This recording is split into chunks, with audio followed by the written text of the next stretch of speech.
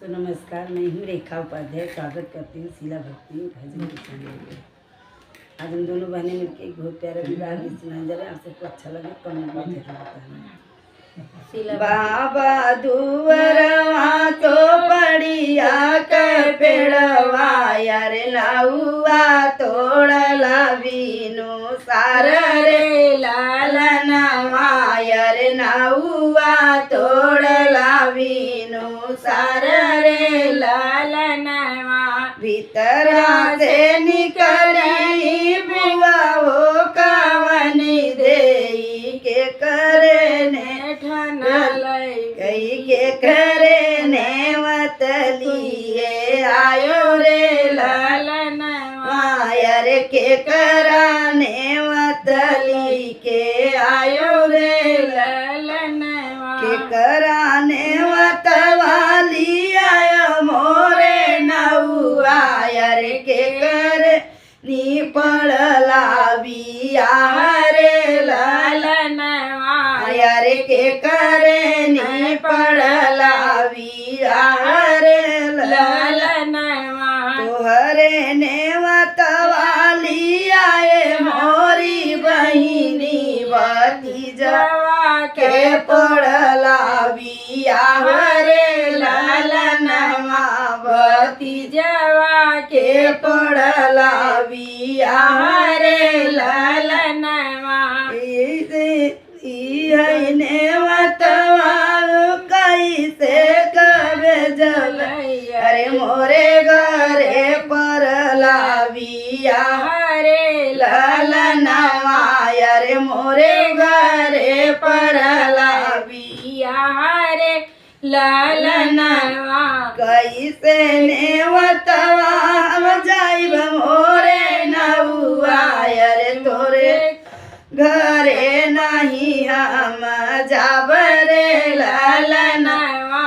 अरे तोरे घर लावटी नहीं जाब रे लालनवा सासू जे पहिरली ऋण जिनका पड़वा अरे नदी के चुनरी चटक रे लालनवा अरे नदी जे चुनरी चटक रे लालनवा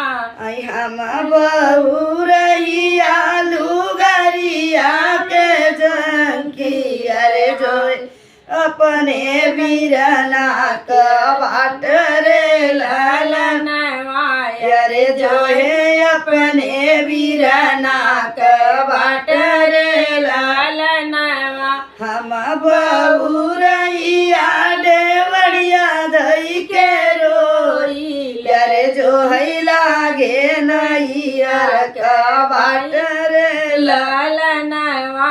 अरे नैहर से केहू नाही आवे रे लालनवा अरे नैहर से केहू नाही आवे रे लालनवा दुआरे से आवले पियावा कवन रामाधन के लगे समझावे रे लालनवा अरे धाना के लगे समझावे रे लालनवा बिरही बोलिया बोलू मोरी रानी अरे काहे जो यून भैया के बाट रे लालनवा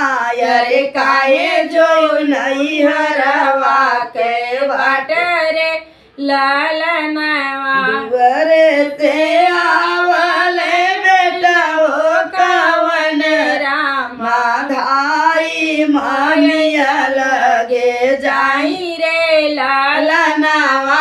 अरे धाई मानिया लगे जाई रे लालनवा काहे मोरी माया अरे काहे जो यू मामा का बाट रे लालनवा अरे काहे जो यू मामा का बाट रे लालनवा जिया भर भरी रोयू जिया भरी धोयू अरे मामा ने वतलई के आवै रे लालन माया रे मामा ने वतलई के आवै रे लालन मोर भैया घोड़े पीठी बैठे गंगा परवा